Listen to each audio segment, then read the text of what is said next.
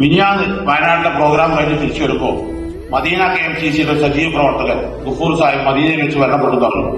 അപ്പൊ അദ്ദേഹത്തിന്റെ അടിവാരത്തിലാണ് വീടൊന്ന് സന്ദർശിക്കാൻ പറഞ്ഞ് നമ്മൾ ചെന്നപ്പോ സത്യത്തില് കണ്ണുനീര് വരാണ്ടായത്. അദ്ദേഹം മദീനയിലെ സജീവ KMCC പ്രവർത്തകനാണ്. ഹാജിമാർക്ക് വേണ്ടി 24 മണിക്കൂർ ഓടി നടക്കുന്ന ആളാണ്. ഹാജിമാർ പറഞ്ഞാൽ കഞ്ഞി കൊടുക്കാനും ചായ കൊടുക്കാനും റമദാനിൽ നോമ്പ് തുറപ്പിക്കാനൊക്കെ സജീവമാകുക. ആ ഗഫൂർ സാഹിബിന്റെ വീട് ചെന്നപ്പോ തേക്കാത്ത വീട്, നിലത്ത് ടൈൽസിടാത്ത വീട്, ഒരു പ്ലാസ്റ്റിക്കിന്റെ ഷീറ്റ് മാത്രം വീടിന്റെ വീട്, 4 പെൺമക്കളും ഒരു ചെറിയ ആമണം.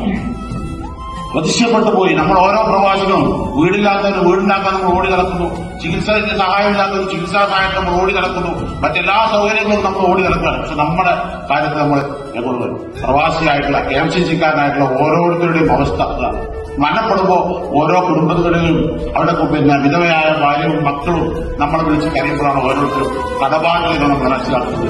വീട് ജപ്തിയിലെത്തുന്ന സാഹചര്യം നമ്മൾ മനസ്സിലാക്കുന്നത്.